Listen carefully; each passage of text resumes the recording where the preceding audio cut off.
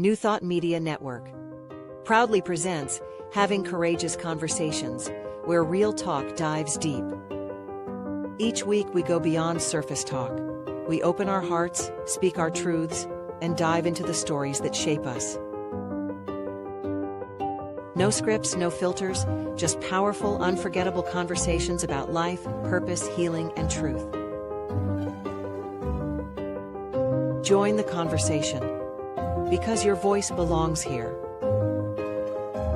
Please like, share, and subscribe.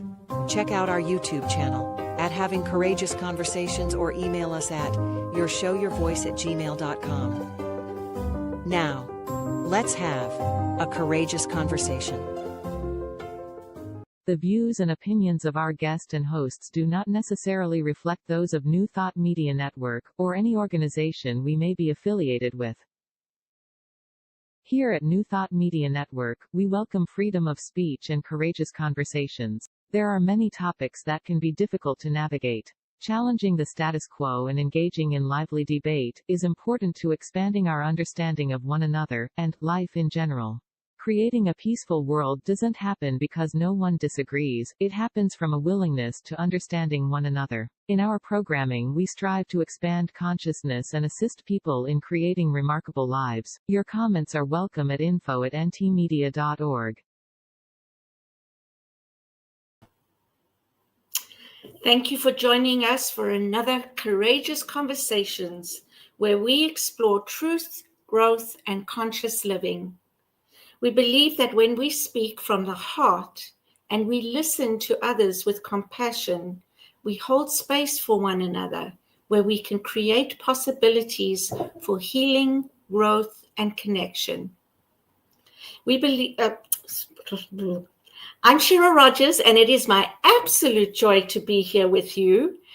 Joining me normally is my co-host, Mark Dupuis, who sends her regrets today, but I am honored to guide this powerful conversation with our guest, Josh Sherry, today. I'm absolutely delighted to welcome Josh as a passionate naturalist and outdoorsman who founded and owns 7G Explorations. His mission is to foster healthy and respectful connections between people and nature while creating educational and employment opportunities within the indigenous communities. Since its inception, 7G Explorations has already supported the construction of the new longhouse at Guyana and developed four, I hope I got that right, Josh. And Guyana says, yeah. Say it again? Guyana say. Thank you very much. Very well. And developed 4 new ecotourism packages in partnership with 6 nations. It's a gift to have you with us today, Josh, and we thank you for saying yes. Thank you very much. I am honored to be here with you. Today we're diving into a topic which I'm really excited about, because I think many of us have a lot to learn, and it is a broad topic, awakening from the colonial mind. And I think that's an important and timely conversation, and I can't wait to hear what you have to say. So, Josh, I want to begin by asking you to share the story of 7G Explorations and what called you to create the work. Wow. That's a bit of a wordy answer. Life, everything that I've been through in my existence, trying to find purpose and connection, while also navigating how you exist in a world with a colonial mindset. A huge inspiration in my life was my mother. She taught me everything about work ethic, dedication, how to be a man, how to take perspective from our females, really how to be a whole and balanced person. Mm-hmm. And then I took that as I was developing myself into the trades with that eagerness to and willingness to learn and grow And unfortunately, in those types of sectors, there are a lot of addictions issues. There are a lot of partying. When youth get access to that amount of money per hour, it tends to free them up to do things that don't necessarily grow them. And then we are stuck in a position where we're constantly working overtime and hours just to pay our bills, cover everything, and then try to get ahead for ourselves. So we get lost in those systems. And I myself were one of those people getting lost in that very system. And I was finding it extremely difficult to navigate or connect. So when I first left the trades, I originally wanted to start my own millwright business and train them under my way. I believe that humans should communicate between each other. But my realization at the end of that was the fact that I would still be sending them out into those unhealthy environments, dealing with unhealthy people that are doing things for unhealthy reasons.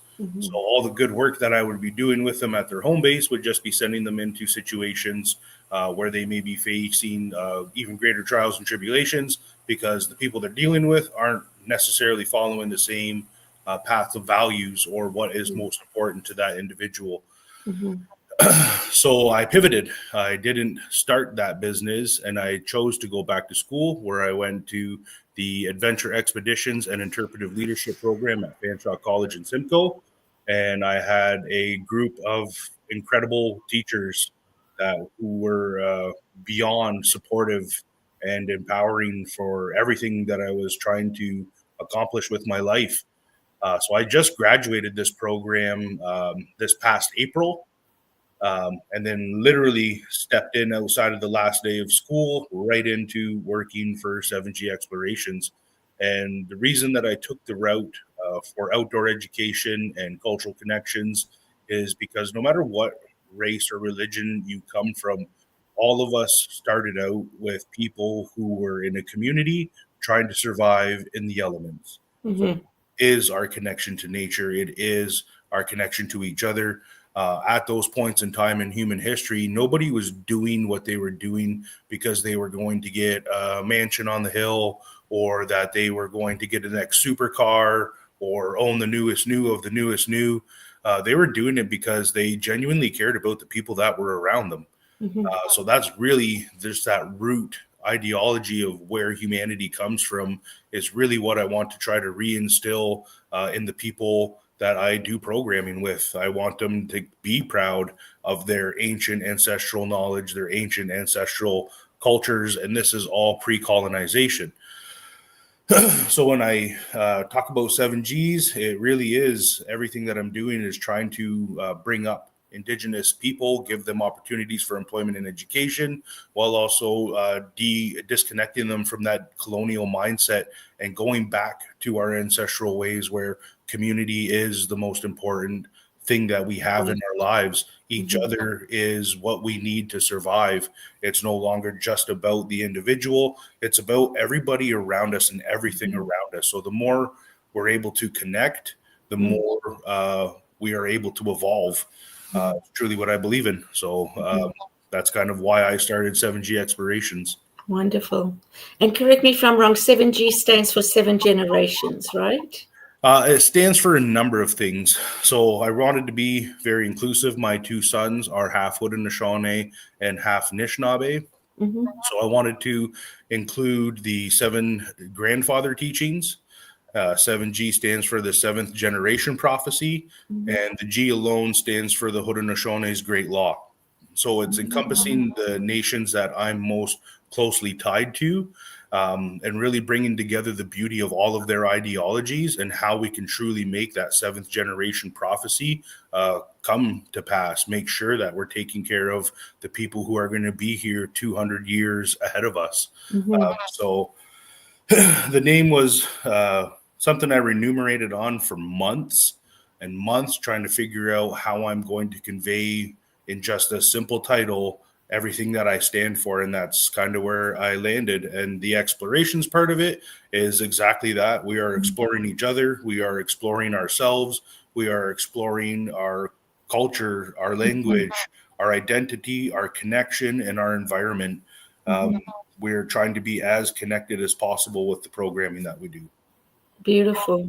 Beautiful. I love how you explained that, bringing all, the 7 grandfathers and 7 generations and your community that you're from into that whole thing.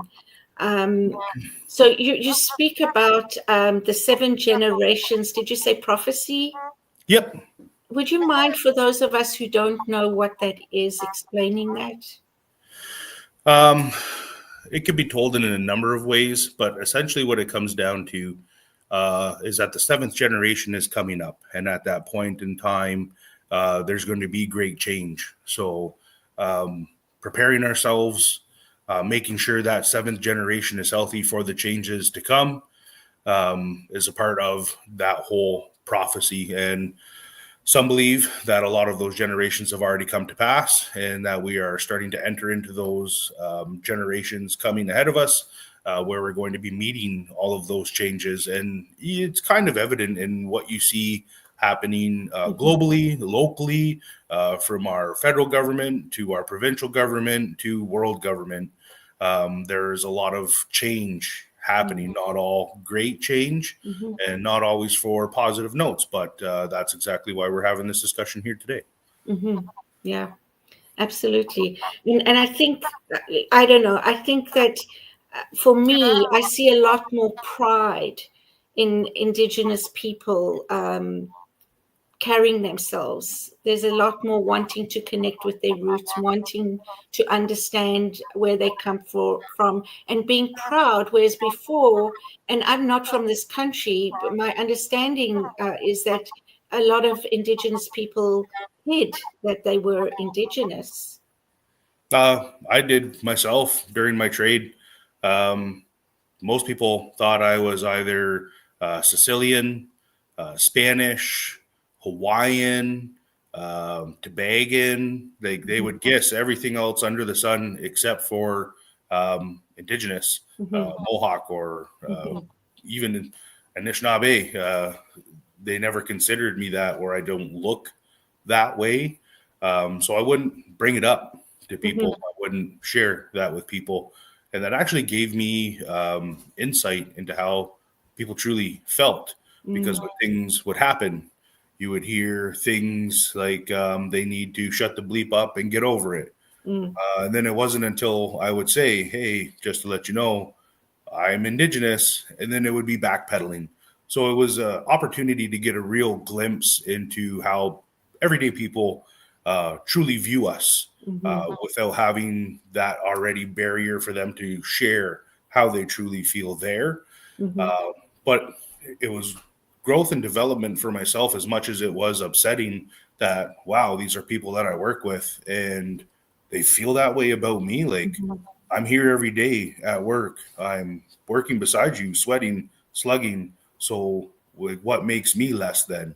So it gave me a lot of questions, and this was partly why I left the trades in the first place, to broaden and create opportunities for not only Indigenous people to connect with this culture and identity, but non-Indigenous as well. We try to encapsulate that through our tourism packages that we've developed with Six Nations Tourism, and bring people from off the reserve onto there to get a true and honest viewing of who we are, where we came from, and why we are the way we are. Whether you are from this continent or not, you are still from our species. Right. So, I love that. Connection truly is the driver of what we do. Love, acceptance, safe space. Those aren't just taglines that you throw on to bring people in, but it's something you actually live. It's how you conduct yourself on a regular basis. So like walking into the whole conversation of decolonizing your mind, it really is changing your prime drivers of what you believe in and why you do what you do. Yeah. And moving forward in truth and honesty of yourself to be able to connect truthfully and honestly to other people. Beautiful. Beautiful. And I love that. I don't know if you know Unity Kitchener, who sponsors this program. but all unity. We believe in oneness, one power, one presence everywhere. Yeah. Hi, Mark. And one power, one presence everywhere, and that we are all a part of it. There's no Absolutely. separation, right? Mhm. And so when you talk about us being a species, I'm getting goosebumps, because you're not separating the indigenous from the colonial people that came in and created harm on this land. And so I really feel what you're doing is inclusive, and it's so important, because you're educating your own kind, and you're educating those who don't know any better, who are ignorant. Yeah, I believe when we bring up that term, colonizer, um, a lot of people associate it with Europeans. Mhm. Um, but colonialism itself belongs to no race, no religion, no nothing. It is an ideology. Anybody can practice it. Once you conduct yourself in a certain set of behaviors, then you're starting to behave like a colonizer. Um, but outside of that, humans are just humans. Pre colonialization of Europe, their social structures, their communities were all closely tied to the land, the seasons, uh, spring equinox, summer solstice, harvest moon. All of these things in nature was what drove who they were and how they conducted themselves in their society and how they connected with the environment that gave them all this growth and definition and development. Um, Connecting ourselves to nature, understanding the environment we live in, is the basis of human understanding and evolution. When we step outside of everything that we are handed and told, and we actually develop ourselves through education, through communication with entities all around us, we end up finding ourselves in a position where there are far more similarities between all of us than there are reasons to separate or segregate. Mhm. Um, I don't look at Europeans as colonizers. I look at Europeans as a nation who was colonized and got infected by the ideology of colonialism. It's unfortunate that they chose to take that ideology that affected them so negatively in their own homeland and then starting to apply it to other nations where we could have completely shifted. So imagine then if that had happened in Europe and Europe said, you know what, we don't want to follow that path. We don't need kings. We don't need rulers. We don't need all of this other stuff. We just need community, communication, development, skill development, and sharing. And they went to all these other nations, and instead of enslaving them or killing them or lying to them, actually listened to what they had to say, took the wonderful information that they had, like when colonialism first showed up to India.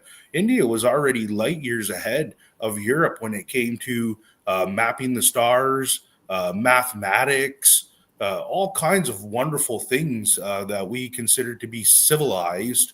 Um, and it wasn't taken into consideration. We burnt uh, the libraries of Alexandria, Alexander the Great. There's so much information throughout human history because we've operated ourselves through that limited lens of colonialism to actually give ourselves the tool to expand and grow. So it's de-evolution at that process, where if we would have shared that information, if you could have still went and visited the ancient library of Alexander the Great, imagine how much more knowledgeable you would be, our society would be, from all the different perspectives that came from all the different nations that lived in all these different areas. We would find and create the pathways that humans need to move forward in the healthiest way possible. But Mhm. because we went the opposite way and we followed this ideology, we ended up in this state where we are de-evolved. We are still fighting amongst each other for the most insane reasons possible. Your skin color is different. Mhm. Your accent is different. Mhm. Where you were born is different. So I have to hate you. Uh, Mhm. if it was reversed, and they shared, then it wouldn't matter where you came from. Any environment that you went into, you would have a greater pool of empathy and compassion for all those people around you. It doesn't matter who they are or where they came from. They have legitimate ideas. They have a legitimate voice. As long as you're conducting yourself in a good way, as long as you're being nice, collaborative, helpful, then people want you to be there. People Right. want to participate. But Yes. when you're oppressive, mean, hate-filled, people don't want you around. So it's truly this ideology of colonialism that has massively stunted a lot of what human development could have been.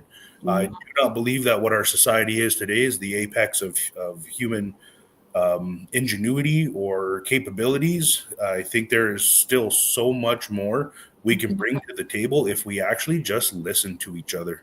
Yeah. Yeah, I agree. I think as a species, we are babies. We have a long way to go. Absolutely. Yeah. It's unfortunate that there are groups of people that believe that colonialism is growth, that it is development. But all colonialism is, all throughout history, and all it has ever really been, is the horse that capitalism rides in on. They use these tactics because instead of having to trade with a nation fairly, it's a lot cheaper and more profitable for me if I just take it from them. I don't have to pay a fair price. I can lie, cheat, steal, murder, commit genocide to get what I want, and it doesn't cost me a thing other than some bodies and some lives. So just even that whole connection to minimize what human life's value is, it wasn't meant to take from others. It wasn't meant to destroy. Everything that humans are built for are growth and development. You learn and you develop when you read books, when you hear stories from a friend's perspective, even if it's something traumatic in their life that's happened. When you hear it, you feel their pain. You hear how much it affected them, and it changes you. So life itself is nothing but a series of comparative analyses that we make based off of the perspectives that we have developed in our life so far. And our perspective development comes from reading books, talking to your friends, participating in your community, having things happen to you. And this pool of perspective that you've garnered in your life is what you use to make your next decision when something happens. One of the great comparators that I like to use for this is, say you're 16 years old. You got yourself out of a hoopty. You're finally in a state where it's a financial position where you can get yourself out of that beater car that you've just started out driving with. And you go into the lot, you feel great, you get rid of that old beater, you get yourself into a nice new car. You go drive off the lot. You're feeling so great about yourself. Man, I've left that old car behind. This is so much nicer. And then all of a sudden, the same car comes pulling across out in front of you on the road. Now, this thing's all done to the nines. It's got all the bells and whistles on it. And now you're thinking to yourself, man, that car is so much nicer than what I have. You're just happy with what you had a moment ago because you're using it to compare against this to that to this to that. And that's all we're ever doing is comparing everything that we understand with what we're presented as we move forward in life. Being able to lean into that, show compassion and empathy, we can really step away from a lot of the prime drivers that drive colonialism as an ideology and start going back to true community. Community itself, communication in unity. We need to be able to empathize with each other, understand each other to create a true democracy. If not, then all we have is just a bunch of different sides fighting against each other. We should be able to meld together and have all those perspectives and ideologies come together to create something that's truly healthy moving forward. Beautiful, beautifully said. I've never heard colonialism explained that way. Can you say that again? Because I thought that was amazing. That colonialism is only the horse that capitalism rode in on. So it was it's the perfect tool for a capitalist to go in and garner all of the resources, without having to pay a fair price or create negotiations with the nations or empower that other nations. Colonialism is driven by capitalism, which is driven by greed, Right. predatory at best. That's exactly what colonialism is. It's just a tool for capitalist agendas, so they don't have to pay that fair price or treat other people with dignity or respect. Yeah. Wow. and this is so rich, and you're so wise. And I smiled when you said perspectives, because I'm all about perspectives. I think that that's what life is. We all have our own perspective, which creates what we think is our reality. Truth. Truth, yeah, which isn't really truth because it's coming from our perspective. So, yeah, it's not truth with a capital T, right? Exactly. I actually had an elder one time tell me this story. I was going through some really, really difficult times in my life, and I wasn't conducting myself in the greatest of ways. To humble me down, he sat me down and he said, "Josh, I want you to close your eyes." And I was like, "Okay." So I closed my eyes and he said, "Now imagine no matter where you look, no matter how big the world is, that the ground is infinite sand." And I was like, "Okay, so no matter where I go, no matter what I do, yep, the entire world is nothing but sand." Okay. He goes, "I want you to reach down with your left hand and I want you to take a big, huge scoop from that sand in your left hand." I was like, "Okay." He goes, "Now I want you to take your index and your thumb of your right hand and pinch from what you have in your left hand." I was like, "Okay." So then he said, "Each grain of sand represents something that you know. What you have between your fingers right now in your right hand is what you know currently. What you have in your left hand is what you can possibly know in this life. What you have on the ground is things that you are never going to know." Wow. So that really brought me back. If I want to know as much as I can for each one of those grains of sand that lie underneath of my feet, not just what I have in my hands, then I have to look through other people's perspectives. I have to take the wisdom of others around me to be able to develop myself, to be able to see from all those different grains of sand that make up this beautiful world we live in. Yeah. So recognizing it's not just from your perspective, but understanding the perspectives that others may be coming from. Exactly. Love, Beautiful. compassion, safety. When you go Connection, into things community. without a hate-filled agenda, or just your perspective driving you, then the only thing you're going to get out of that situation is growth and development. Which can be very painful. Absolutely. It's going to make you question a lot of the things that maybe you have been locked into.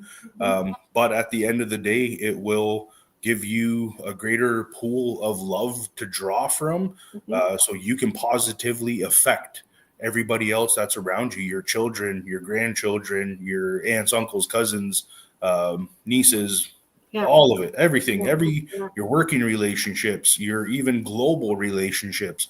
If our nations treated each other in a good way, then we wouldn't have wars. We tell our children when they go into kindergarten, hands to yourself, use your words, don't hit people. But then when we become an adult, it's like, okay, grab a gun, commit genocide. Yeah. So it makes no sense when we've been raised being told to be a good, understanding, loving person, only to become an adult and say, it doesn't matter when anybody else is go through it. You got to get your paper. You only got to worry about you, bro. All of these other things that just limit us back to just self removes us from our true ability to be a human. Yeah, absolutely. Wow, we're halfway through the show already. So we're going to take a 2-minute break. Don't go away, guys. As you can hear, this is such an engaging conversation. And Josh Cherry is bringing so much wisdom into this conversation. I'm thoroughly enjoying it, Josh. So don't go away. Just do what you need to do. Go to the washroom, grab something to drink, and come right back, because we are going to be right back soon in a couple of minutes.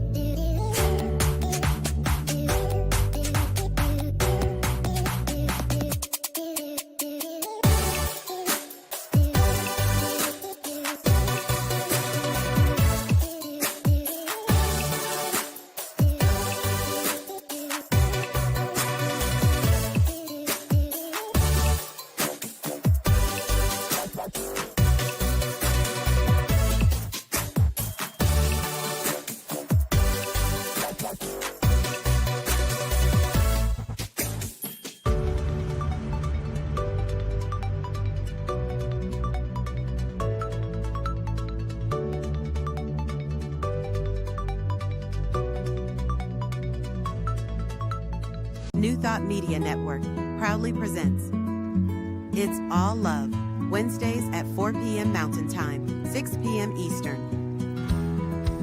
with Laura Mock as the presence of love, Maria Hartman, knowing truth, Wendy Wilson as the quality of presence, and Lara Brzezinski as the essence of joy. It's all love, a space where we open into the heart, tap into the soul's deep wisdom, and enter into the energy of love, truth, presence, and joy. It's all love, Wednesdays at 4 p.m. Mountain Time, 6 p.m. Eastern.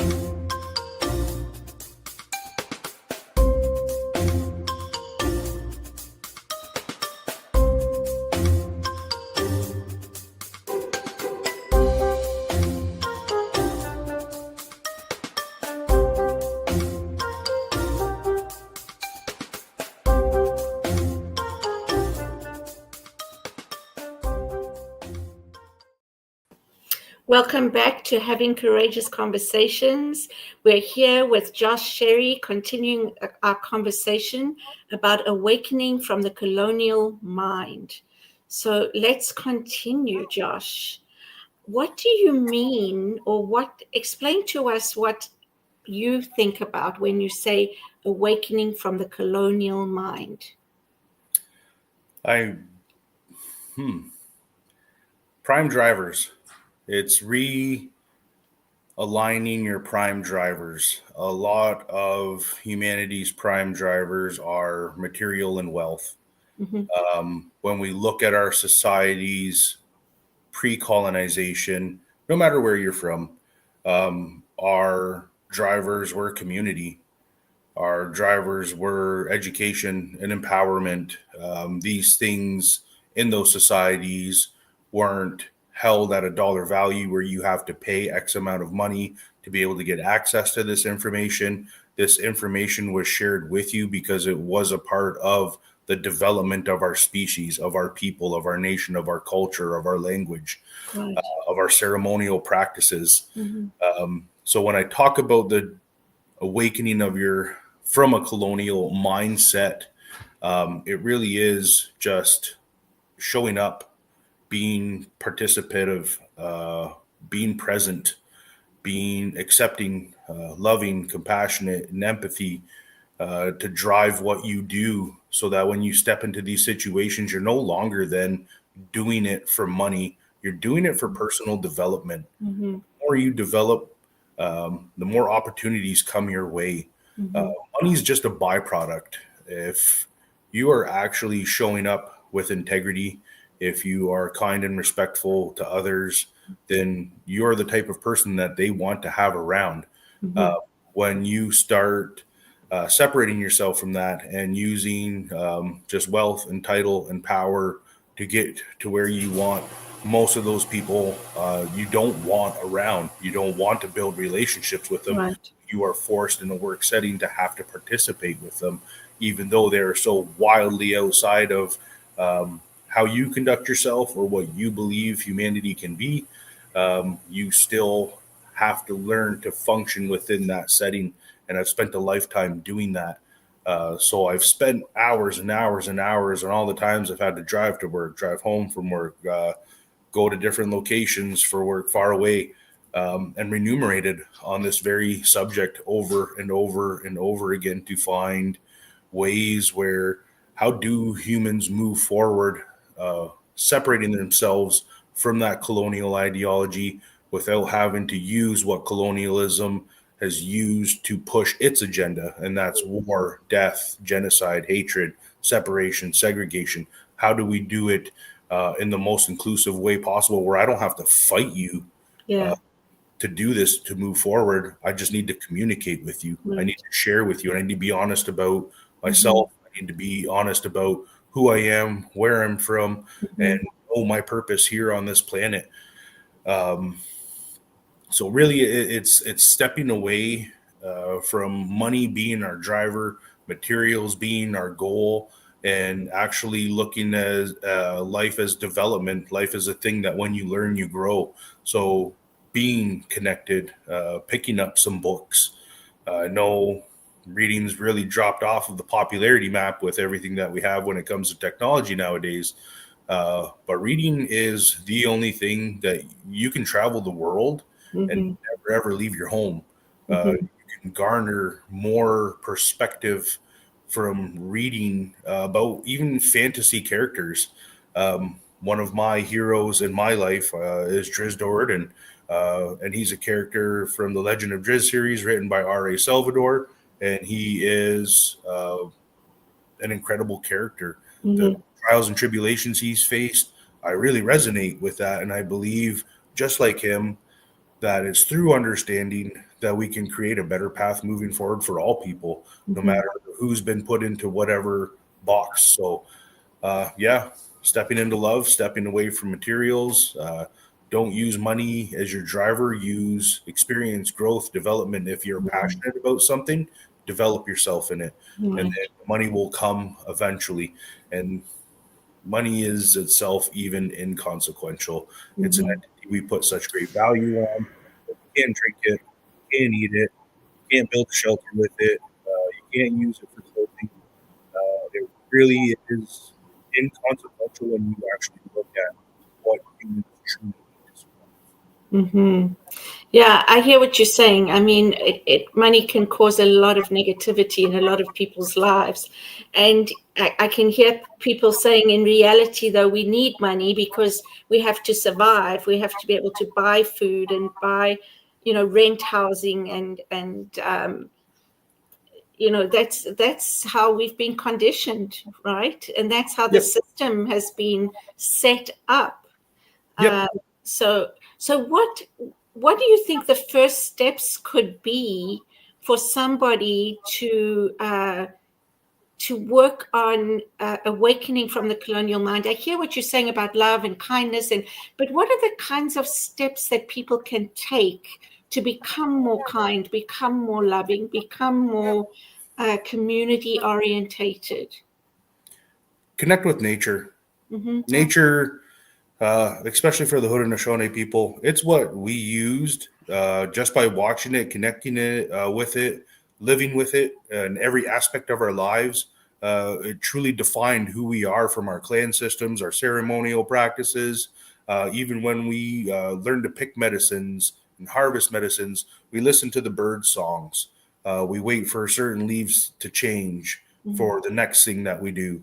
So once you start stepping in and connecting with nature, and you see all of these beautiful relationships between species that really have nothing to do with each other except for this connection, you can see that outside of these stories we tell ourselves, like how a wolf is really aggressive and he's the alpha male and the blah, blah, blah, blah, blah. Wolves are actually extremely loving. They're extremely community oriented. Every single thing that they do is for the protection of their people, and it's not meaning that it's going in and wiping out other species to protect its family. It means that it learns to hunt and survive in the environments that it does lives in, to be able to support its family in a good way. So when you step outside and you see those trees, like, trees are probably bar none one of my absolute favorite entities on the planet. Trees are intelligent.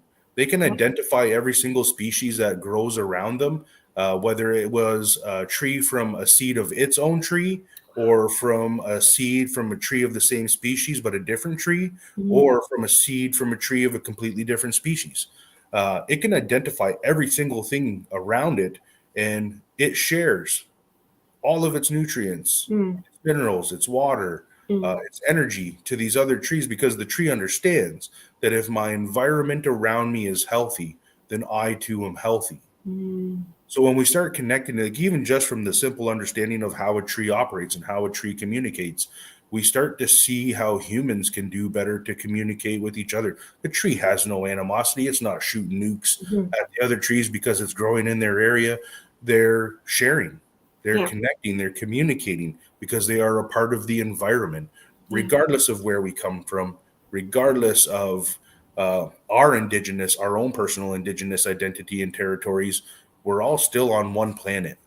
Yeah. That is the environment. If you're in the eco region of the mountains or a tundra or a desert or a forest or a jungle, it's still an eco region on the planet. This entire globe that we live on is nature. It's every piece of clothing that you have on, every piece of technology that you have, every piece of material used to build the shelter that you live in are all elements of this planet. So this earth is the only thing that gives itself 365 days a year, 24/7 hours a day to ensure that you have life, and never asks anything from you. Continually take from it, take from it, take from it.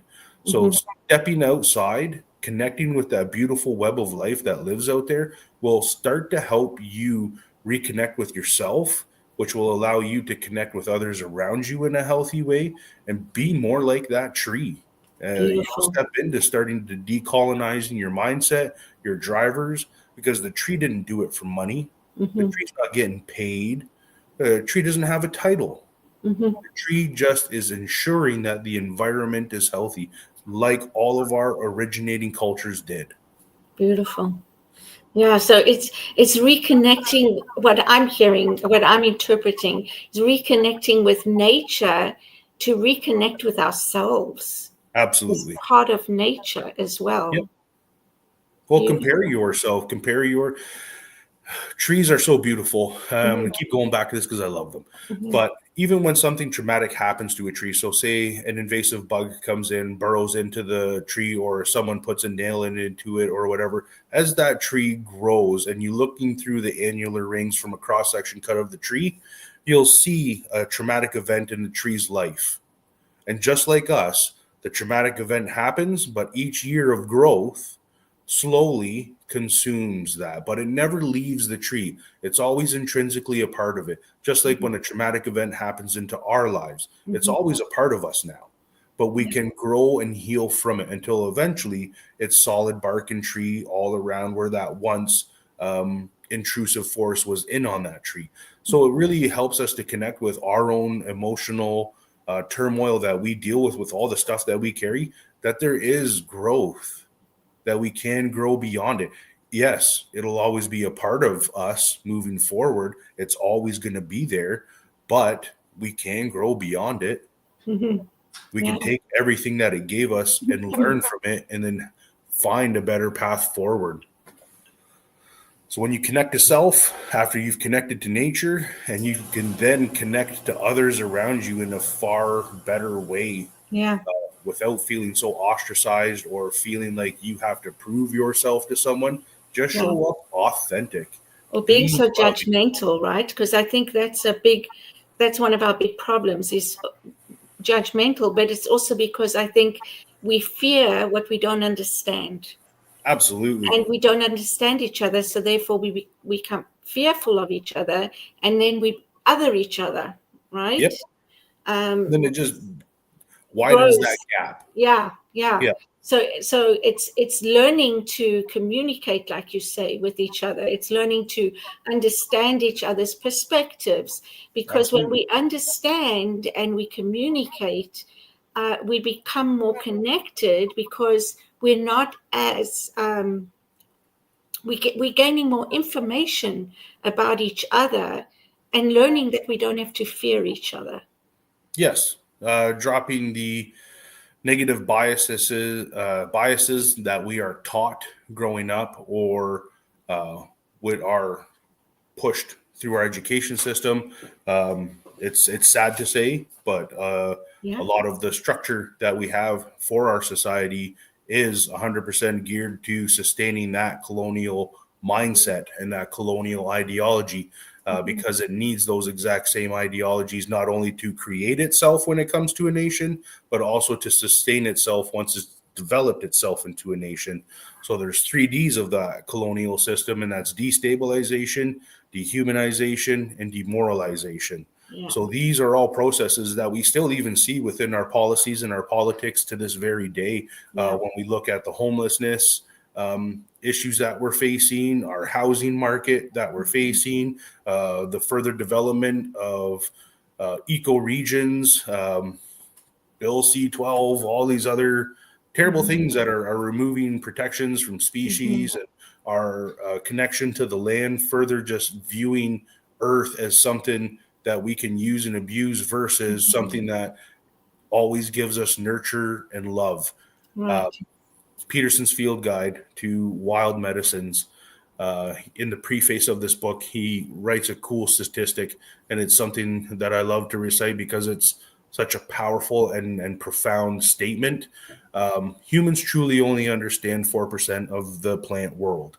From that 4% of knowledge that we have, 2% of it governs 70% of our pharmaceutical industry.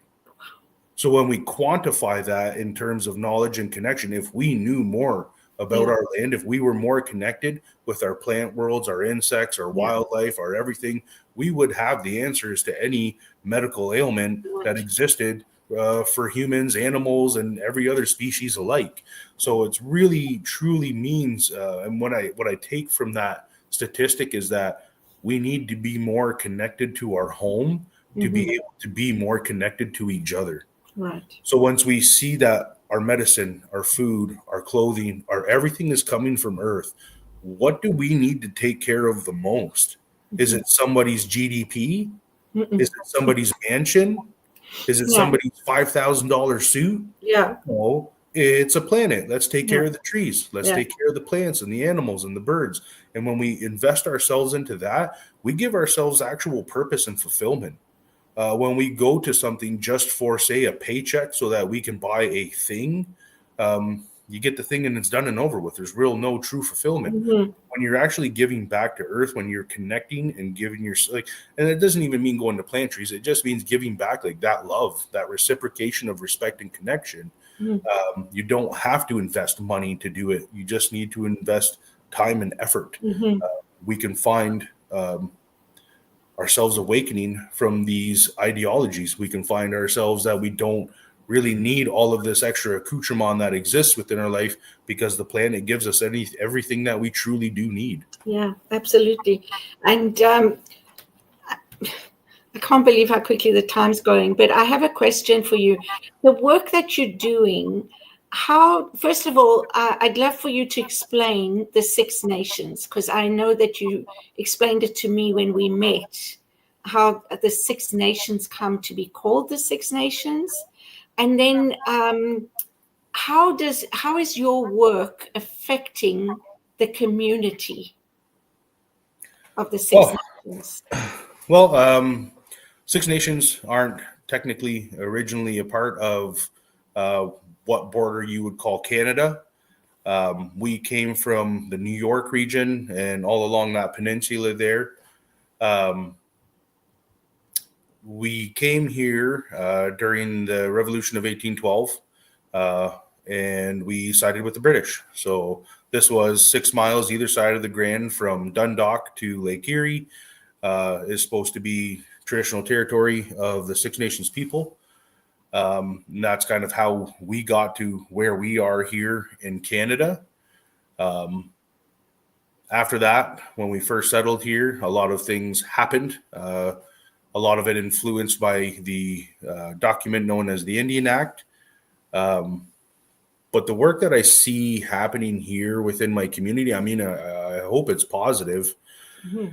I know there's a lot of disconnect from our natural connections, but what we're really aiming to do is create employment opportunities, education opportunities, connect them with pathways to remove themselves from the negative cycles that colonialism has left within our social structures.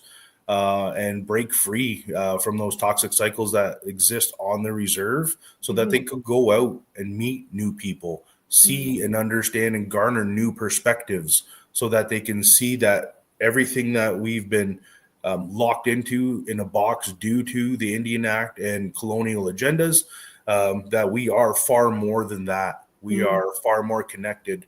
We're intelligent. We're scientists.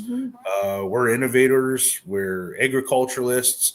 The way we survived with our ancestors was in a way that was so pure and connected to the ebb and flow of nature itself, that I want them to be proud of it moving forward. I don't want them to be ashamed of their ancestry. We have the highest teen suicide rates. We have the highest adult male suicide rates.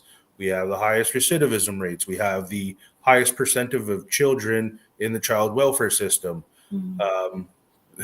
All of these negative statistics that really keep my people locked in prison is what I'm trying to break them free of. I want them to be confident in their skills. I want them to be loved where they go. I want them to be proud of who they are. So I really hope the work that I'm doing in the community is geared, seen as that. And I'll never stop doing what I do, because I truly believe that my people are worth it. 100%. Absolutely. So how can people who are listening, who would like to help, who would like to be more engaged, to learn, or just to help in whatever way they can with what you're doing, how can they do that? They can reach out to me through our website, 7gexplorations.com, or we are on Instagram as well, 7G Explorations. Hoping to start a Facebook page eventually. I'm not a very tech savvy person. I'm an in-person communicator.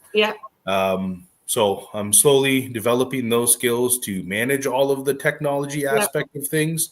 But yeah, it's just on a continual upward growth chart. So we'll evolve as we go. And just, we don't have much time, but just talk a little bit about what you're doing in the schools.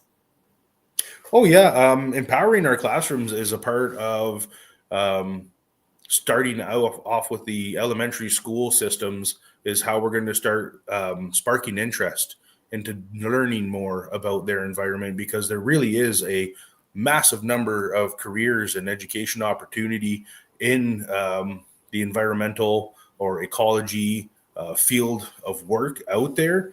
So getting them interested at a young age, having them engage on their own time and playing outside and identifying plants and maybe doing a little bit of bird watching, I feel that it is going to be one of the most successful ways for them to be able to step outside of their home and feel confident and connected no matter where they go.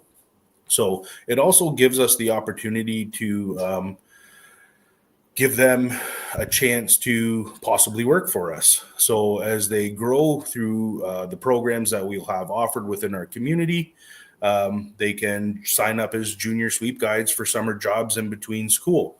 So they would come and participate, learning oratory skills, interpretive skills, interpersonal management skills, as well as wilderness first responder certifications, water rescue certifications, compass and map reading certification. So really giving them every tool that they need to be able to go outside in the environment successfully and do it in a good way with a well thought out plan with consideration for the safety of everything and everyone around them.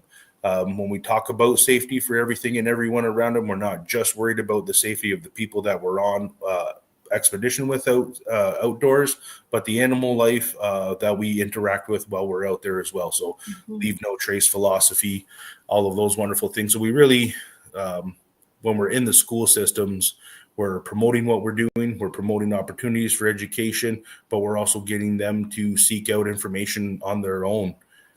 We have some stuff in development currently where we hope to be able to have an app that these kids can download so that they get questions randomly sent to them, and then they get to go out and find these items in nature and post the pictures to get points and stuff like that to participate in what we're doing. So just getting them interested, getting them outdoors, getting them excited, and hopefully gearing them towards a career where they get to participate outdoors with nature with wonderful people from all over the world. Yeah. Josh, you're doing such important work and in so many different areas. And I'm so grateful that I met you and that I'm able to hear what you're doing. And, you know, just it just warms my heart to know. I would love to be a part of it in some way, sometime down the road. Yeah, you know, we've spoken about that as well. You've got so much knowledge and so much to share. I met you on the Grand River Cruise where you were doing a luncheon. There was a luncheon, but you were doing a talk on myths and legends. Correct. And I loved it. And I wonder if that's something you would consider coming back and doing on our show. Oh, absolutely we could. Yep. Yeah. For sure. Because I really loved doing that series on the Grand River dinner cruises. Yeah. Blaine has been nothing but a massive supporter for what we're doing within our community. I consider him a great friend as well. Everything that we're developing in partnership there, as well as with Six Nations Tourism and with yourself, we would be more than happy to come and share what we have for knowledge or programming. And we would also love to have you out at some point in time. Beautiful. That sounds wonderful. I look forward to that. And you know, when Grand River Cruises starts up again, are you still going to be doing that series? So the series are a grouping of different speakers for each event. But if they ask me to come back to speak for another event, I totally would. Yep. Okay. Yeah. Huge supporter of what they do at Six Nations Tourism. Yeah. Yeah, that's wonderful. I'd like to promote that as well when that happens. And I also want people who are in other countries or in other provinces to be able to hear, you know, the knowledge that you have to bring to us. Okay. Yeah, absolutely. I would love to do that. Yeah. Okay, I believe sharing knowledge and information with others is the best way to move forward. Yeah. And connecting on how do we awaken or help each other awaken from a colonial mindset. Yes. And go back to just being humans. Yes. I love that. Love it. You'll have to come and do a talk at Unity. Oh, for sure. I would love to. Great. I thoroughly enjoyed this experience. So good. Yeah. So if there's, is there anything that you would like to say before we wrap up?